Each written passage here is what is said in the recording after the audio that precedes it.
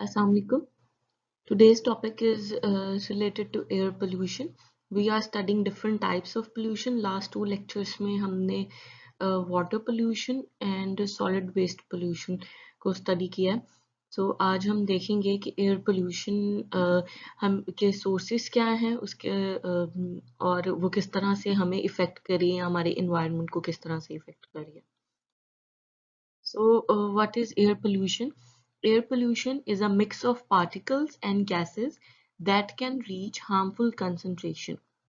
कोई भी पार्टिकल या गैस एक स्पेसिफिक उसकी कंसंट्रेशन से अगर उसकी मिकदार उसकी क्वांटिटी एटमॉस्फेयर में इंक्रीज कर जाएगी एक स्पेसिफिक क्वांटिटी से ज़्यादा तो तब वो आपके लिए नुकसानदेह बनती है और वो एक स्पेसिफिक क्वांटिटी कितनी होगी वो साइंटिस्ट ने और डिफरेंट हमारे इदारों ने उनको एक्सप्लेन किया हुआ है कि क्या हर जो हमारे पास पोल्यूटेंट है एयर पोल्यूटेंट है जो एयर पोल्यूशन को कॉज कर रहे हैं उनकी एक स्पेसिफिक जो क्वांटिटी है वो उन्होंने डिस्क्राइब मेंशन की हुई है कि किस पार्टिकल की कौन सी कितनी मिकदार होगी कि वो एटमॉस्फेयर में प्रेजेंट हो तो वो हार्मफुल बन जाएगी ह्यूमन बीइंग्स के लिए या एटमॉस्फेयर या किसी भी दूसरे ऑर्गेनिजम्स के लिए its effects can range from higher disease risk to rising temperatures soot, smoke, mold, pollen, methane, and carbon dioxide are just few examples of common pollutants.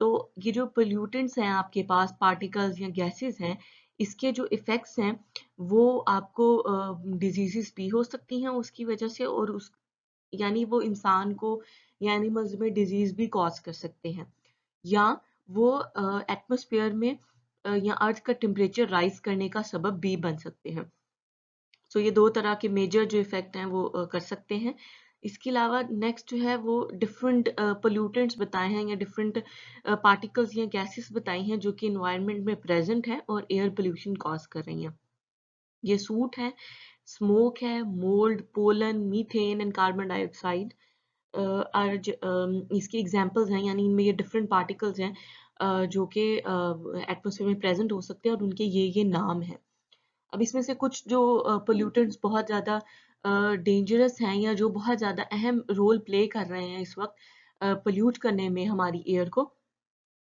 उनमें से कुछ पोल्यूटेंट्स को स्टडी करेंगे सो फर्स्ट जो air pollutant हम study करेंगे वो है carbon monoxide carbon monoxide is a colourless odourless gas emitted from combustion processes जहां भी आपके पास कोई चीज जलाई जा रही होगी वो बेशक इंडस्ट्री में हो या कहीं आम कहीं आप अपने घरों में या हम जो आम कूड़ा जला देते हैं अपनी सॉलिड वेस्ट को बर्न करते हैं कोई भी ऐसा प्रोसेस जहाँ पे कोई चीज जल रही है और उसमें एटमॉस्फेयर में कोई पार्टिकल्स रिलीज हो रहे हैं तो उसमें कार्बन मोनोऑक्साइड रिलीज लाजमी होगी nationally and particularly in urban areas the majority of CO emissions to ambient air come from mobile sources यानी आप ग्लोबली भी देखें या आप नेशनली भी देखें तो जो अर्बन एरियाज हैं यानी जो सिटी एरियाज हैं उनके मेजॉरिटी ऑफ जो सीओ इमिशंस हैं कार्बन डाइऑक्साइड इमिशंस कहाँ से आती हैं वो हमारी फ्रॉम मोबाइल सोर्सेज यानी हमारी जो जितनी भी व्हीकल्स हैं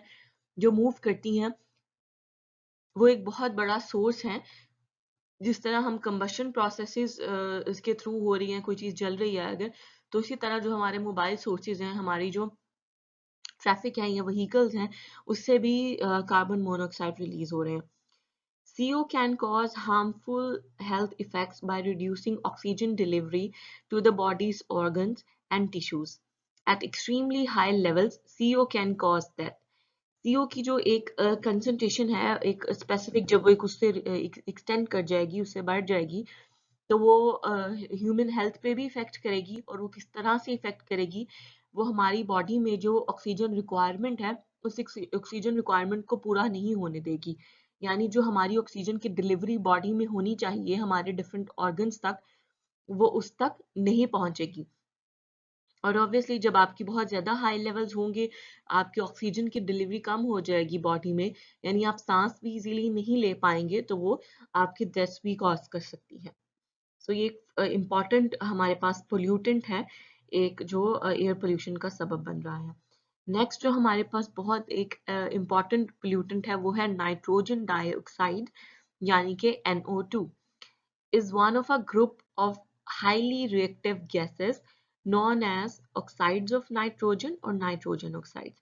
यानी इसे हम हाईली रिएक्टिव गैसेस हैं, यानी ये किसी भी चीज के साथ दूसरी गैसेस के साथ भी रिएक्ट कर सकती हैं जो कि एनवायरनमेंट में प्रेजेंट है, और इनको हम ऑक्साइड्स ऑफ नाइट्रोजन भी कह सकते हैं। इनका एक नाम और एक नाम नाइट्रोजन ऑक्साइड्स यानी नॉक्स भी कह सकते हैं, NOx NOx. Other nitrogen oxides include nitrous acid and nitric acid. जिस तरह हम नाइट्रोजन डाइऑक्साइड NO2 पढ़ रहे हैं, इसी तरह नाइट्रोजन से दूसरे ऑक्साइड्स भी बन सकते हैं, वो नाइट्रस एसिड कहलाएंगे और नाइट्रिक एसिड कहलाएंगे। EPA's National Ambient Air Quality Standard uses NO2 as the indicator for the largest group of nitrogen oxides. लेकिन EPA ये कह रही है कि हमारे पास जो NO2 है वो सबसे ज्यादा लार्ज क्वांटिटी में, अगर हम ऑक्साइड्स ऑफ नाइट्रोजन की बात करें तो सारे ऑक्साइड्स ऑफ नाइट्रोजन में से जो NO2 है वो मैक्सिमम क्वांटिटी में एग्जिस्ट करती है। NO2 forms quickly from emission from cars, trucks, buses, power plants and off-road equipments. जितनी भी हमारी व्हीकल्स हैं उसमें से भी रिलीज होगी, कोई पावर प्लांट, हमारी कोई इंडस्ट्री है, कोई भी इस तरह के इक्विपमेंट्स हैं तो वो NO2 रिलीज कर सकते हैं एनवायरनमेंट में, यानी nitrogen dioxide. In addition to contributing to the formation of ground level ozone and fine particle pollution, NO2 is linked with a number of adverse effects on the respiratory system. NO2 जो है वो एक तो contribute करेगी ozone, जो ground level ozone है उसको create करने में। ये हम फर्दर इसी लेक्चर में हम ओजोन और ग्राउंड लेवल ओजोन को डिस्कस करेंगे, तो उसमें ये पॉइंट मजीद क्लियर हो जाएगा कि ग्राउंड लेवल ओजोन क्या है। तो ये एक तो ओजोन को क्रिएट करने में भी हेल्प करती है, और ये जो आपकी फाइन पार्टिकल पोल्यूशन है उसको भी क्रिएट करेगी। सो बेसिकली ये पोल्यूशन कॉज करेगी, और जिसकी वजह से पोल्यूशन कॉज करेगी आपके एनवायरनमेंट में। आप क्योंकि सांस ले रहे हैं अपनी एयर में, आपको ब्रीदिंग में, आपके रिस्पायरेटरी सिस्टम में प्रॉब्लम होंगी, तो ये आपको ऑब्वियसली एडवर्सली इफेक्ट करेगी। So next important air pollutant is sulfur dioxide. Sulfur dioxide is one of a group of highly reactive gases known as oxides of sulfur. जिस तरह हमने अभी नाइट्रोजन डाइऑक्साइड NO2 पढ़ा है, जिसको हमने ऑक्साइड्स ऑफ नाइट्रोजन कहा है, तो अब हम सल्फर डाइऑक्साइड पढ़े हैं जो कि सल्फर का ऑक्साइड है, यानी ऑक्साइड्स ऑफ सल्फर हैं। So the largest sources of SO2 emissions are from fossil fuel combustion at power plants and other industrial facilities. यानी एक तो ये पावर प्लांट्स जहाँ पर आपके फॉसल फ्यूल यूज हो रहे हैं एज ए एनर्जी रिसोर्स, तो एक तो वहां पर भी आपके पास ये SO2 इमिशन बहुत ज्यादा होगी, और दूसरी भी इंडस्ट्रियल फैसिलिटीज में से। लेकिन इसकी जो बहुत बड़ी क्वांटिटी SO2 की प्रोड्यूस हो रही है वो आपके पास पावर प्लांट्स में, जहाँ पर फॉसिल फ्यूल यूज हो रहा है, ऑयल यूज हो रहा है या नेचुरल गैस यूज हो रहा है या कोल यूज हो रही है, तो ये फॉसिल फ्यूल्स जहाँ पे यूज हो रहे होंगे वहां पे ये प्रोड्यूस हो सकती है, और ये ज्यादा क्वांटिटी में, यानी कि 73% तक वहां पर जनरेट हो सकती है। Smaller sources of SO2 emissions include industrial processes such as extracting metal from ore and the burning of high sulfur containing fuels by locomotive, large ships and non-road equipment. एक तो हमारे पास ये सोर्सेज हो गए हैं, उसके अलावा जो हमारे पास जो स्मॉल सोर्सेज हैं जो कि SO2 की इमिशन में कंट्रीब्यूट कर रहे हैं, वो हमारी वो इंडस्ट्रीज हैं जो कि काम करती हैं जमीन से, जो हमारी मेटल्स हैं उनको खोद के निकालती हैं, ठीक है, तो वो एक्सट्रैक्ट करती हैं हमारी मेटल्स को। उस प्रोसेस के दौरान भी SO2 रिलीज हो सकती है स्मॉल क्वांटिटी में। और burning of high sulphur containing fuels, आप जितने भी अगर कोई आपका शिपमेंट के लिए आप यूज कर रहे हैं, या कोई इस तरह के आप फ्यूल यूज कर रहे हैं शिपमेंट के लिए, जो आप जहाज या आप अपनी ट्रेन यूज कर रहे हैं, जो ऐसा फ्यूल उन शिपमेंट्स के लिए उन ट्रेन में यूज कर रहे हैं जो कि सल्फर कंटेन कर सकते हैं, तो वो आपके पास सल्फर डाइऑक्साइड का एक सोर्स हो सकते हैं। SO2 is linked with a number of adverse effects on the respiratory system. जिस तरह ऑक्साइड्स ऑफ नाइट्रोजन या नाइट्रोजन डाइऑक्साइड के इफेक्ट्स हैं हमारे रिस्पायरेटरी सिस्टम के ऊपर, इसी तरह SO2 के भी हमारे रिस्पायरेटरी सिस्टम को बहुत ज़्यादा इफेक्ट कर सकता है। जो नेक्स्ट पोल्यूटेंट हम स्टडी कर रहे हैं वो है lead. Lead is a metal found naturally in the environment as well as in manufactured products.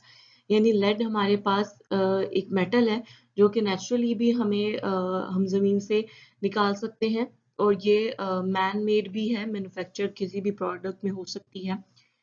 So the major sources of lead emissions have historically been from fuels in on road motor vehicles such as cars and truck and industrial sources.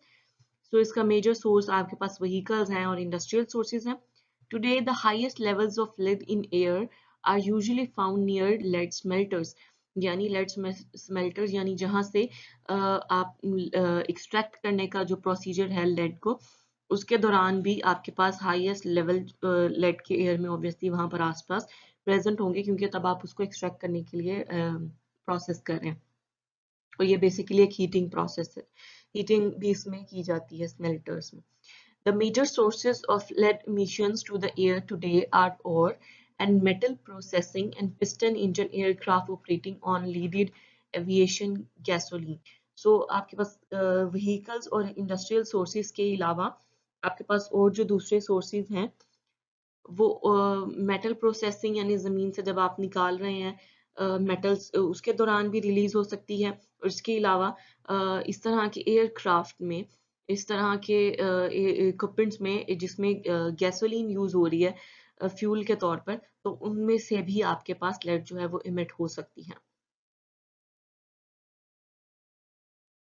जितने भी हमने pollutants देखे हैं, आप उसमें देखेंगे कि जो व्हीकल्स हैं और इंडस्ट्रियल सोर्सेज हैं वो एक बहुत बड़ा मेजर सोर्स है जिसकी वजह से ये एयर पोल्यूटेंट एनवायरनमेंट में रिलीज हो रहे हैं और एयर पोल्यूशन कॉज कर रहे हैं। नेक्स्ट जो एक इम्पॉर्टेंट टर्म है ओजोन डिप्लीशन, जो कि एयर पोल्यूशन से रिलेटेड है।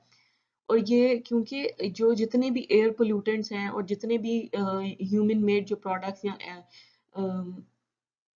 ह्यूमन मेड जो पोल्यूटेंट जो इन्वायरमेंट में रिलीज होते हैं, ये उनका इफेक्ट है ओजोन डिप्लीशन। ओजोन आपके पास इन्वायरमेंट में एक ऐसा गैशियस मॉलिक्यूल है जो आपके पास एटमॉस्फेयर में नेचुरली एग्जिस्ट करता है। गैशियस मॉलिक्यूल है और ये एटमॉस्फेयर में डिफरेंट पार्ट में एग्जिस्ट करता है। It is very reactive chemically and is dangerous to plants and animal life when present in the lower portion of the atmosphere. और ये आपके पास एटमॉस्फेयर में अपर पोर्शंस में प्रेजेंट है, लोअर पोर्शन में ग्राउंड लेवल में प्रेजेंट नहीं होता। तो अगर आपकी एक्टिविटीज, जो कि हमने नाइट्रोजन डाइऑक्साइड में पढ़ा था कि nitrogen dioxide ground level ozone को क्रिएट करने का बाइस बन रही है, वो यहाँ पे ये लाइन होगी कि क्लियर कर रही है उस बात को, अगर ये ग्राउंड लेवल पर लोअर पोर्शंस ऑफ एटमॉस्फेयर में प्रेजेंट है तो ये डेंजरस है प्लांट्स के लिए भी और एनिमल लाइफ के लिए भी। This type of ozone called ground level ozone. It is a significant hazard to a human health and is associated with pollution from vehicle exhaust and other anthropogenic emissions. और ये ozone जो आपके पास ground level में create हो जाएगी वो obviously आपकी जितनी भी आपकी एक्टिविटीज हैं वो आपकी व्हीकल इमिशन की वजह से भी हो सकती है, आपकी इंडस्ट्रियल जो आप एक्टिविटीज परफॉर्म कर रहे हैं उससे भी पोल्यूशन क्रिएट हो सकती है। तो ये जो चीजें हैं, ये जो सोर्सेज हैं, ये आपके कंट्रीब्यूट करेंगे ग्राउंड लेवल पर ओजोन क्रिएट करने में, और ऑब्वियसली अल्टीमेटली उससे humans, animals and plants effect होंगे। ओके तो अभी इस स्लाइड में ये डिस्कस किया गया है जो कि नेचुरली अकरिंग जो ओजोन है वो एटमॉस्फेयर की स्ट्रेटोस्फेयर में, एटमॉस्फेयर की हमने डिफरेंट कंपोनेंट्स पढ़े थे कि कौन कौन सी लेयर्स हैं लेक्चर में, लेक्चर में जिसमें हमें ये देखा था कि उसके डिफरेंट एटमॉस्फेयर की लेयर्स हैं। तो जिस लेयर में ओजोन एग्जिस्ट कर रही है नेचुरली वो स्ट्रेटोस्फेयर है। So ozone that occurs in the upper atmosphere is naturally occurring and beneficial to life due to its role in blocking harmful radiation from the sun. This type of ozone is called stratospheric ozone. यानी जो कि आपके पास upper portion में exist कर रही है वो आपके पास नेचुरली एक तो एग्जिस्ट करती है और वो हेल्पफुल है। वो हेल्पफुल किस तरह है कि जब सन अपनी रेडिएशंस अर्थ तक पहुंचाता है तो वो जो हार्मफुल रेडिएशन सन में प्रेजेंट होती हैं वो उनको जमीन तक रोकने में उनको रुकावट पैदा करता है। ये जो ओजोन लेयर है वो उन्हें हार्मफुल रेस को जमीन तक पहुंचने नहीं देती बल्कि उन्हें ब्लॉक कर देती है। Ozone in the stratosphere forms when the two oxygen atoms in an oxygen molecule are broken apart by the energy of sunlight. क्योंकि ओजोन O3 को बोल रहे हैं तो ये किस तरह बनेगी, क्योंकि ऑक्सीजन हमने हमेशा O2 में देखी है, O2 फॉर्म में यानी 2 मॉलिक्यूलर फॉर्म में देखी है, 3 मॉलिक्यूलर फॉर्म में कि किस तरह बनती है। ये लाइन जो है उसे एक्सप्लेन कर रही है कि जब आपके पास ऑक्सीजन एटम जो कि O2 की फॉर्म में है, जब वो सनलाइट की एनर्जी की मदद से जब वो टूट जाएंगे, अलग अलग हो जाएंगे, तो वो लोन ऑक्सीजन बन जाएगा, यानी एक ऑक्सीजन अलग और एक ऑक्सीजन अलग हो जाएगी। अलग होने के बाद फिर एक ऑक्सीजन का मॉलिक्यूल जो O2 की फॉर्म में ही प्रेजेंट है, वो O2 मॉलिक्यूल इस लोन एक अकेले ऑक्सीजन के साथ मिलाप करके O3 बना देगा जो कि ओजोन कहलाएगा। The ozone layer is the portion of the stratosphere where ozone molecules are present, mixed in among the other gases that comprise the atmosphere. So, ozone layer जो है आपके पास स्ट्रेटोस्फेयर में प्रेजेंट होती है, जहां पर ओजोन मॉलिक्यूल्स प्रेजेंट होते हैं, और इसमें दूसरी गैसेस भी एटमॉस्फेयर में क्योंकि शामिल होती हैं, तो एटमॉस्फेयर की दूसरी गैसेस भी साथ उस लेयर में प्रेजेंट हो सकती हैं।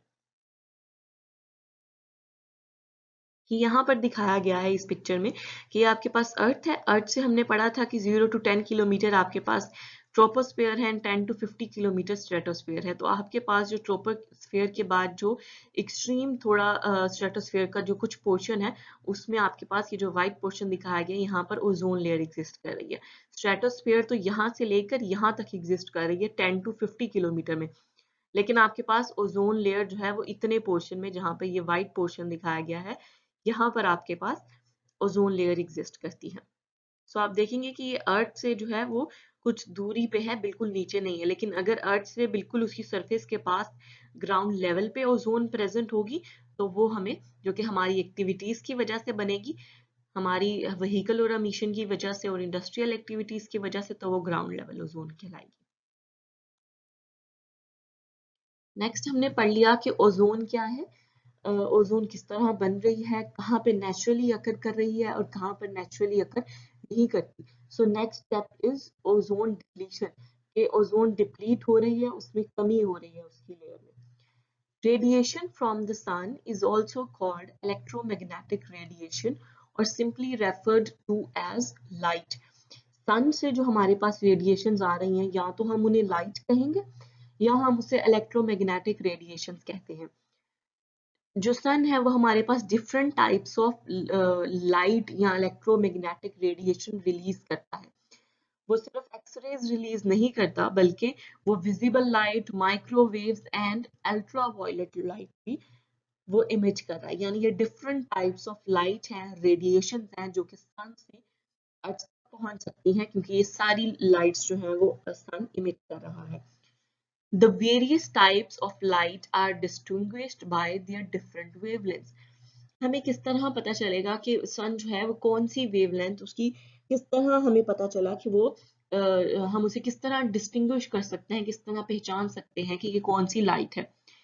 ये लाइट्स हैं, इनमें डिफरेंस है इनकी वेवलेंथ का। ये कैरेक्टरिस्टिक्स है उन लाइट की, उन रेडिएशन की वेवलेंथ, एक उनकी खूसूसियत है जिनको हम मेजर कर सकते हैं। सो अगर किसी लाइट की वेवलेंथ डिक्रीज करती है तो उसकी एनर्जी इंक्रीज करती है, यानी जितनी किसी की वेवलेंथ कम है उसकी एनर्जी ज्यादा है। इसमें अल्ट्रावायलेट लाइट, जिसे यूवी लाइट भी कह सकते हैं, हैज शॉर्टर वेवलेंथ। ठीक है, इसकी वेवलेंथ शॉर्ट है देन विजिबल लाइट। अगर हम कंपैरिजन करें यूवी का और विजिबल लाइट का, तो यूवी लाइट की वेवलेंथ कम है, लेकिन वो एनर्जी उसमें ज्यादा है विजिबल लाइट से। ये एक्सप्लेन कर रहा है आपका वेवलेंथ वाला कॉन्सेप्ट को ये एग्जांपल के through. Ozone molecules absorb ultraviolet light, which is advantageous for life on Earth because UV light can break down important biomolecules such as DNA, which can lead to cell death and mutations. Ozone molecule क्या करता है, वो ये जो UV light है, क्योंकि इसमें energy ज्यादा है, ये अगर हमारी अर्थ तक पहुंच जाएगी तो ये एनिमल्स के लिए, प्लांट्स के लिए और ह्यूमंस के लिए खतरनाक साबित होगी। तो ओजोन लेयर क्या करता है, इस यूवी लाइट को अब्सॉर्ब करता है। तो ये जो यूवी लाइट को अब्सॉर्ब करता है ये हमारे लिए फायदेमंद है, ये हमारे लिए एडवांटेजेस है, क्योंकि वो इस खतरनाक रेस को, यूवी लाइट को, यूवी रेस को अर्थ तक पहुंचने नहीं कर दे रहा, बल्कि ओजोन उसको अब्सॉर्ब कर रही है। क्योंकि अगर वो अर्थ तक पहुंच जाएगी सरफेस तक, वो हमारे डीएनए को डिसरप्ट कर सकती है और हमारा सेल डेथ का और चेंजिंग्स का, हमारे सेल में जो म्यूटेशंस का मतलब है चेंजेस, सेल को हमारी बॉडी में डिफरेंट सेल्स को चेंज कर सकती है। तो ओजोन जो है वो हमारे लिए बहुत फायदेमंद है, उसकी प्रेजेंस, अगर वो स्ट्रेटोस्फेयर में प्रेजेंट है naturally. But unfortunately, the ozone layer that protects life on Earth from harmful UV light has been depleted due to human activities. लेकिन इस ओजोन लेयर में जो कि हमें हेल्प कर रही है, उसमें हमारी ही एक्टिविटीज की वजह से, हमारी ही पोल्यूशन की वजह से वो ओजोन लेयर जो है वो खराब हो रही है और वो उसमें कमी आएगी, वो डिप्लीट होगी, तो वो यूवी लाइट को ब्लॉक नहीं कर पाएगी, absorb नहीं कर पाएगी। The ozone depletion process begins when CFCs, chlorofluorocarbons, and other ozone depleting substances are emitted into the atmosphere. Ozone का डिप्लीट करने का प्रोसेस स्टार्ट हुआ जब हमने ऐसे केमिकल्स या ऐसे हमने अशिया यूज करना शुरू की जो कि हार्मफुल है ओजोन के लिए, जो कि CFCs हो सकती हैं, जिन्हें क्लोरोफ्लोरोकार्बन्स कहते हैं, जो कि रेफ्रिजरेंट से, स्प्रेज से, जो परफ्यूम्स हम यूज करते हैं उनसे भी वो रिलीज होते हैं। तो इसी तरह बहुत ऐसे दूसरे भी ओजोन डिप्लीटिंग सब्सटेंसेस हैं जो कि एटमॉस्फेयर में प्रेजेंट रहते हैं और फिर वो अल्टीमेटली ओजोन तक को डिप्लीट करते हैं। CFCs were used by industry as refrigerants, degrazing solvent and propellants. Different industries में वो यूज हो रहे हैं, कूलिंग के प्रोसेसेस में, हीटिंग के प्रोसेसेस में और डिफरेंट एक्टिविटीज में, यानी इंडस्ट्रीज के बेसिकली आपने बस ये याद रखना है कि इंडस्ट्री के डिफरेंट एक्टिविटीज में CFCs जो हैं वो यूज होते हैं। So in the lower atmosphere, CFC molecules are extremely stable chemically and do not dissolve in rain and thus can linger for long periods. तो अगर आप ये CFCs अपनी एक्टिविटीज से एटमॉस्फेयर में रिलीज कर रहे हैं और वो लोअर एटमॉस्फेयर में बहुत अरसे तक प्रेजेंट रहेंगे, क्योंकि वो स्टेबल है, वो आसानी से अनस्टेबल नहीं होंगे, ब्रोक डाउन नहीं होंगे, और तो वो आपके पास रेन में भी डिसॉल्व नहीं होंगे, बल्कि वो बहुत अरसे, लंबे अरसे तक जो है एटमॉस्फेयर में प्रेजेंट रहेंगे। आफ्टर सेवरल इयर्स, ODS यानी ozone depleting substances molecules eventually reach the ozone layer in the atmosphere, और फिर काफी अरसे बाद वो एटमॉस्फेयर में, पहले तो लोअर एटमॉस्फेयर में प्रेजेंट होंगे और आहिस्ता आहिस्ता वो ट्रेवल करते करते आपके पास जो स्ट्रेटोस्फेयर में ओजोन लेयर प्रेजेंट है उस तक पहुंच जाएंगे, जो कि आपके पास 10 किलोमीटर अर्थ की सरफेस से ऊपर प्रेजेंट है। और जब वो उस लेयर तक पहुंच जाएंगे तो ऑब्वियसली वो उस लेयर को भी डैमेज करेंगे। पहले वो लोअर एटमॉस्फेयर में प्रेजेंट होने की वजह से एयर को पोल्यूट करेंगे, फिर जब वो मूव करते करते आपके पास स्ट्रेटोस्फेयर में ओजोन लेयर जो प्रेजेंट है उस तक पहुंच जाएंगे, तो वो फिर आपके पास ओजोन लेयर को डिस्टर्ब करेंगे और उसको डिप्लीट। यहाँ पे जो पिक्चर है ये थोड़ा सा CFCs और ऑक्सीजन और ये जो केमिकल्स जो रिलीज हो रहे हैं CFCs से, जिनमें से क्लोरीन एक इम्पॉर्टेंट पार्टिकल है जो CFCs, क्लोरोफ्लोरोकार्बन से रिलीज होता है। क्लोरो से मुराद क्लोरीन है। सो इसमें इसका थोड़ा सा प्रोसेस दिखाया गया कि वो किस तरह एनवायरनमेंट में रिलीज हो रहा है या वो किस तरह पार्ट प्ले कर रहा है डिस्ट्रॉय करने में ओजोन को।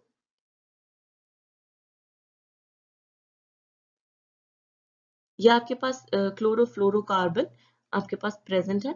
जिसमें से उन्होंने दिखा दिया ये CFC का मॉलिक्यूल, यानी ये पूरी पिक्चर जो है मॉलिक्यूल जो है ये CFC को क्लोरोफ्लोरोकार्बन को रिप्रेजेंट कर रहा है। नेक्स्ट उन्होंने दिखाया कि जब क्लोरोफ्लोरोकार्बन पर यूवी रेडिएशंस पड़ेंगी, जो सन से आपके पास अल्ट्रावायलेट रेज आ रही हैं, तो उसमें से जो एक क्लोरीन होगा वो अलग हो जाएगा। ये जो क्लोरीन है ये अलग हो जाएगा, तो ऑब्वियसली एटमॉस्फेयर में प्रेजेंट है ये क्लोरीन रहेगा, और वो हमारे पास क्लोरोफ्लोरोकार्बन है, तो ऑब्वियसली वो एटमॉस्फेयर को एज अ पोल्यूटेंट वो अपना रोल प्ले करेगा और पोल्यूशन कॉज करेगा। सो आपके पास अगर ये जो क्लोरीन है वो आपके पास O3 जैसे कि आपके पास प्रेजेंट है, अगर वो इसके साथ कांटेक्ट में आ जाए और रिएक्शन करे, तो क्लोरीन इसमें से एक ऑक्सीजन को ब्रेक कर देगा, और इस एक ऑक्सीजन को ब्रेक करने के बाद वो क्या करेगा, Cl, ये जो ग्रीन है वो Cl को शो कर रहा है, तो आपके पास ब्लैक कलर में है वो ऑक्सीजन को शो कर रहा है, तो ये ClO बन गया, यानी Cl वन मॉलिक्यूल क्लोरीन का एंड वन मॉलिक्यूल ऑक्सीजन का मिलके ClO बन गया। तो आपके पास इन तीन ओजोन मॉलिक्यूल में से एक जो है वो ऑब्वियसली आपके पास रिएक्ट कर गया है क्लोरीन के साथ, तो बाकी दो मॉलिक्यूल जो हैं ऑक्सीजन के वो अलग हो जाएंगे और एटमॉस्फेयर में प्रेजेंट रहेंगे। तो ये आपके पास सन की से जो यूवी रेडिएशंस आ रही हैं उससे ये जो आपके पास पूरा रिएक्शन है ये स्टार्ट हुआ है, और ये ओजोन जो आपके पास प्रेजेंट होगी उसके साथ जब रिएक्ट करेगा, जो कि स्ट्रेटोस्फीयर में प्रेजेंट है, तो वो कुछ इस तरह से उसका प्रोसेस दिखा रहे हैं कि वो इस तरह से रिएक्ट करेगा और ClO बना देगा और एक ऑक्सीजन का मॉलिक्यूल अलग कर देगा। और ये जो ClO बना है आपके पास, ये क्या करेगा, जब ये अब ऑक्सीजन O2 प्रेजेंट है वो फिर से कहीं से आके ClO के साथ रिएक्ट करने की कोशिश करेगी, तो वो क्या करेगी, ये जो एक लोन पेयर है वो वापस इस ऑक्सीजन के साथ मिलकर मिल जाएगा, यानी एक ऑक्सीजन, अब ये ऑक्सीजन जो है ये जो सिंगल पेयर कहीं से आपका रिएक्ट करता हुआ रह गया है, ये सिंगल जो लोन है ऑक्सीजन का लोन ऑक्सीजन है, वो क्या करेगी, वो इस एक क्योंकि वो स्टेबल नहीं है तो वो इस एक ऑक्सीजन जो कि ClO में प्रेजेंट है उसके साथ कांटेक्ट करने की रिएक्ट करने की कोशिश करेगी। तो इससे जब वो रिएक्ट करेगी तो वो क्लोरीन को अलग कर देगी और खुद वो मिलकर ऑक्सीजन यानी O2 यानी दो मॉलिक्यूल्स बना देगी। सो इस तरह जो है क्लोरीन जो है वो एटमॉस्फेयर में प्रेजेंट होगी, और ये जो क्लोरीन है वो CFC से जो है वो हमारे पास बनी है, और ये एटमॉस्फेयर में जो है ओजोन को डिस्ट्रॉय करने का सबब बन रही है। तो इस तरह जो है क्लोरोफ्लोरोकार्बन में जो क्लोरीन प्रेजेंट है वो ओजोन के साथ रिएक्ट करती है, उसको डिस्ट्रॉय करती है, और वो क्या करती है, सबसे पहले वो ClO बना देती है और उसके बाद फिर एक ऑक्सीजन के साथ रिएक्ट करके क्लोरीन बना देती है और ऑक्सीजन जो है वो रिलीज हो जाएगा। सो इस तरह से एक पूरा प्रोसीजर जो एक्सप्लेन किया गया है जिसमें क्लोरोफ्लोरोकार्बन जो है आपके पास रिएक्ट करते हैं ओजोन के साथ। इन इफेक्ट यानी जब आपके पास ओजोन लेयर डिप्लीट हो रही है तो उसमें ODS are removing ozone faster than it is created by natural processes and this leads to a thinning of the ozone layer। यानी आपके पास जो ओजोन डिप्लीटिंग सब्सटेंसेस है वो बहुत ज्यादा मिकदार में आपके पास ओजोन को डिप्लीट कर रहे हैं, और वो उसकी जो लेयर है उसमें कमी का बाइस उसकी लेयर कम पतली पतली होती जा रही है, उसकी थिकनेस उतनी नहीं रही, वो थिन हो रही है। This thinning represents a reduction in concentration of ozone molecule in a particular portion of the stratosphere। यानी जब उनकी वो थिननेस जो है उनकी वो कम हो रही है, उस लेयर की थिकनेस कम हो रही है, तो ऑब्वियसली उसके मॉलिक्यूल्स ओजोन के मॉलिक्यूल्स कम कर रही है जो कि स्ट्रेटोस्फीयर में प्रेजेंट है। Areas where the ozone layer has thinned are commonly referred to as holes. जहां पर ओजोन कम होती जाएगी हम उन्हें कहेंगे कि वहां पर ओजोन होल्स बन गए हैं। Although this is not entirely accurate because ozone is still present, ozone present होगी वहां पर लेकिन कम मिकदार में होगी, लेकिन उसको रेफर उसका नाम एक ओजोन होल के नाम से रख दिया। It just exists at concentration much lower than normal, लेकिन उसकी जो concentration होगी वो बहुत कम मिकदार में होगी, वो डिप्लीट कर जाएगी। नेक्स्ट अब हमने ये देख लिया ओजोन क्या है, ओजोन किस तरह डिप्लीट हो रही है, हमारी एक्टिविटीज से डिप्लीट हो रही है। नेक्स्ट के अब इस ओजोन की डिस्ट्रक्शन में कमी लाने के लिए एक ओवरऑल क्या पॉलिसीज बनाई गई हैं। The Montreal Protocol, as it is commonly called, controls the production and emission of 96 chemicals that damage the ozone layer. Montreal protocol एक पॉलिसी है जो कि बनाई गई वर्ल्ड वाइड, जिसमें 20 डिफरेंट कंट्रीज ने अपना रोल प्ले किया और एक वर्ल्ड वाइड तौर पर एक पॉलिसी जो है उसको एक्सेप्ट किया कि हम क्या करेंगे कि डिफरेंट हम कुछ केमिकल्स हैं जिनको उन्होंने लिस्ट किया जो कि 96 केमिकल्स बोलते हैं जिन्हें में शामिल हैं कि हम इन केमिकल्स को कम यूज करेंगे या इनको बिल्कुल यूज नहीं करेंगे क्योंकि ये ओजोन लेयर को डिप्लीट कर रहे हैं. As a result, CFCs have been mostly phased out since 1995. तो इस जब ये पॉलिसी आपके पास बनी उसके बाद बहुत सारे जो इस तरह के केमिकल जो हैं उनका इस्तेमाल जो है वो रोक दिया गया.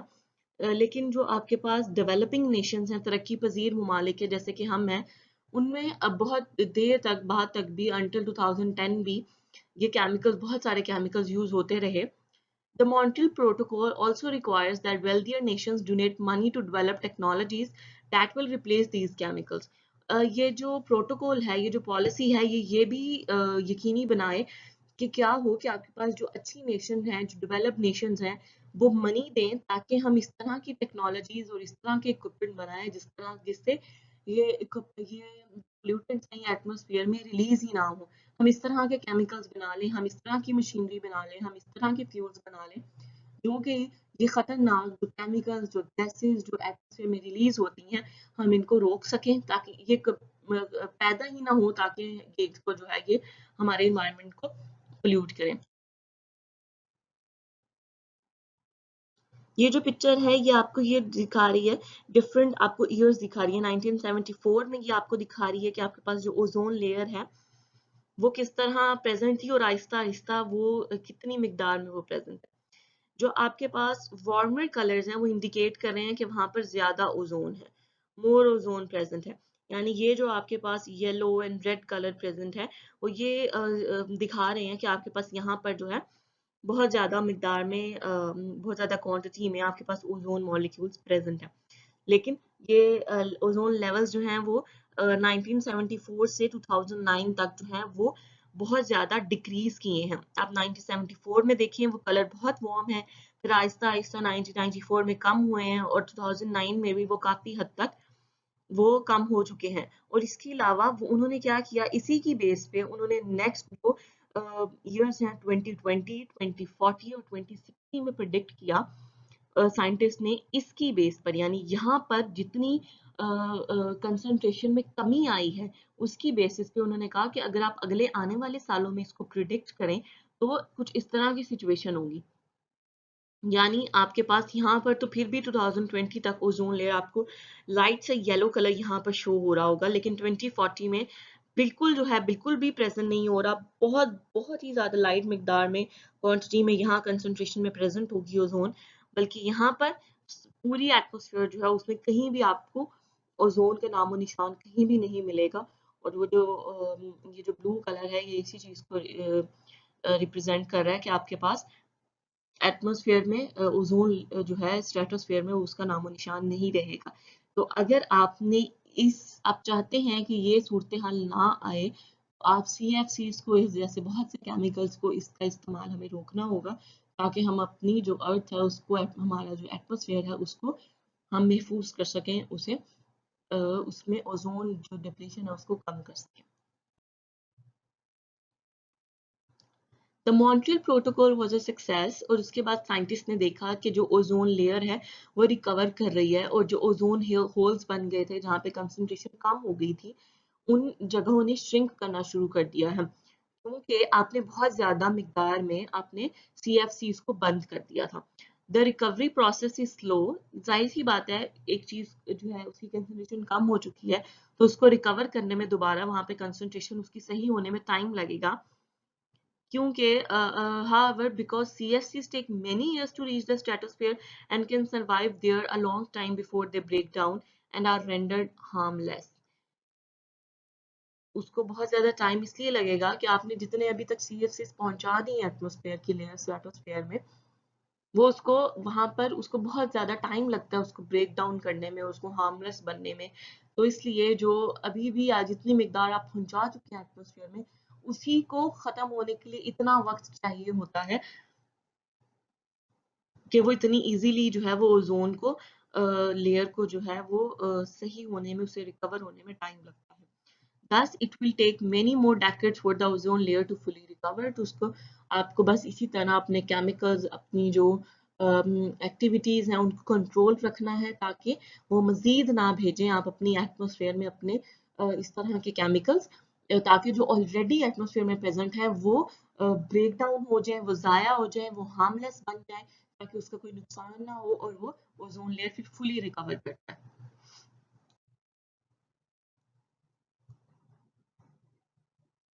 नेक्स्ट हम ये देखते हैं कि हेल्थ पे और इन्वायरमेंटली जो है ओजोन लेयर डिप्लीट होने की वजह से क्या क्या इफेक्ट हो सकते हैं।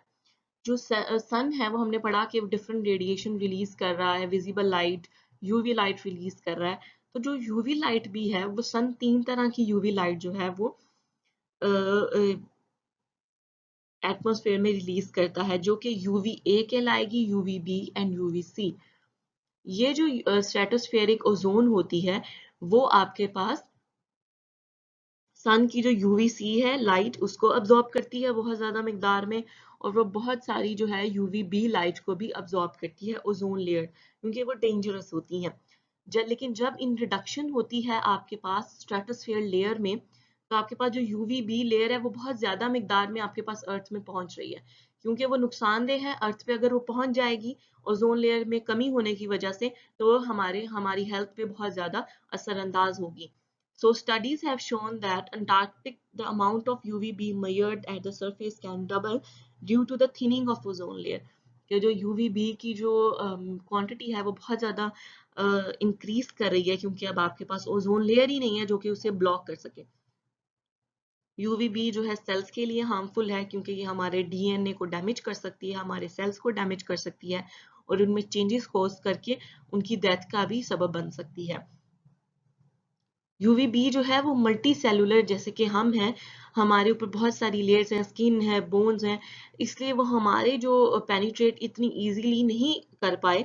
लेकिन वो जो सिंगल सेल एनिमल्स हैं जो कि जिनकी उनको बहुत इजीली इफेक्ट कर सकती है, जो यहाँ वो सिर्फ उन सेल्स को इफेक्ट करेगी जो आपकी सरफेस से करीब हो, जैसे कि आपके पास स्किन ऑफ एनिमल्स, यानी वो एनिमल्स की स्किन को इफेक्ट कर सकती है। और जो आपके इमिडिएटली आपके सरफेस के साथ आपके जो सेल्स होंगे, जैसे कि स्किन के सेल्स हैं, वो इमिडिएटली आपके सरफेस के साथ हैं, तो वो उनको इफेक्ट कर सकती है। माइक्रोब्स लाइक बैक्टीरिया, क्योंकि वो सिर्फ एक सेल से बने हुए होते हैं, तो वो यूवीबी से वो क्योंकि वो मल्टी सेलुलर नहीं होते, वो सिर्फ एक सेल पर मुश्तमिल है, तो वो यूवीबी से मर भी सकते हैं। Laboratory and epidemiological studies demonstrate that UVB causes certain type of skin cancers in human। वो स्किन कैंसर कॉज करने का सबब बन सकते हैं। उसके अलावा यूवीबी जो है वो कैटरैक्ट्स भी कॉज कर सकता है। वो क्या है आपके पास, यानी आई में आपके पास एक क्लाउड बन जाएगा, जो कि जिसकी वजह से आपको ब्लाइंडनेस भी हो सकती है या आपको देखने में मसला हो सकता है, यानी आपकी पुअर आईसाइट हो जाएगी, विजन आपका कंप्लीट नहीं रहेगा UVB की वजह से। It is important to note that all sunlight contains some UVB light even with normal stratospheric ozone levels. Therefore, it is important to protect your skin and eyes from the sun. इसीलिए जो आप use करते हैं, सन blocks use करते हैं, वो इसीलिए use करते हैं क्योंकि सन की अगर कोई भी हार्मफुल रेज अगर, और क्योंकि वो जोन में अगर प्रेजेंट भी है तो काफी हद तक वो रोक लेती है, लेकिन कुछ मिकदार फिर भी पहुंच सकती है, आपकी स्किन को डैमेज कर सकती है। तो इसीलिए वो जो हम सन ब्लॉक यूज करते हैं वो हम इसीलिए इसी पर्पज के लिए यूज करते हैं, तो हमें वो यूज करना चाहिए। Ozone layer depletion increases the amount of UVB and the risk of health effects. जिस तरह उसकी अमाउंट जो है वो यूवीबी की इंक्रीज करेगी, हमारी हेल्थ पे उसके इफेक्ट भी बढ़ते जाएंगे। यहाँ पे ये पिक्चर डिपिक्ट कर रही है कि आपके पास ये एयरक्राफ्ट जा रहा है, एरोप्लेन जा रहा है, हमारी डिफरेंट व्हीकल से, हमारी इंडस्ट्रीज से पार्टिकल्स रिलीज हो रहे हैं और वो यहाँ पर स्मोक क्रिएट करेंगे। हम स्मोक को भी यहाँ surface level ozone, ground level ozone वो क्रिएट करेंगे। और उसके बाद ये ट्रोपोस्फेयर है, स्ट्रेटोस्फेयर है, ये सन से उन्होंने दिखाया कि तीन तरह की यूवी रेज आ रही हैं। ये ओजोन जो है उसमें क्योंकि ओजोन लेयर में कमी आ रही है, तो आपके पास जो लेकिन फिलहाल यहाँ पे उन्होंने पूरी लेयर दिखाई हुई है कि जो ओजोन लेयर का काम है वो यूवीसी लाइट को बिल्कुल भी पहुंचने नहीं देती, क्योंकि वो बहुत डेंजरस है। रेड कलर उसका यही शो कर रहा है कि वो बहुत डेंजरस है। तो ओजोन लेयर जो है यूवीसी को बिल्कुल पहुंचने नहीं देती, यूवीबी को वो बहुत थोड़ी मिकदार पहुंचने देती है, और यूवीए जो है वो क्योंकि इतनी डेंजरस नहीं है तो वो एज इट इज जो है वो उसको पहुंचने देती है, उसकी क्वांटिटी में कोई उसको कंट्रोल नहीं करती। तो हमें चाहिए कि हम इस ओजोन लेयर की हिफाजत करें, इसको प्रोटेक्ट करें, ताकि इस ये डेंजरस केमिकल्स को, रेस को अर्थ तक पहुंचने ना दें।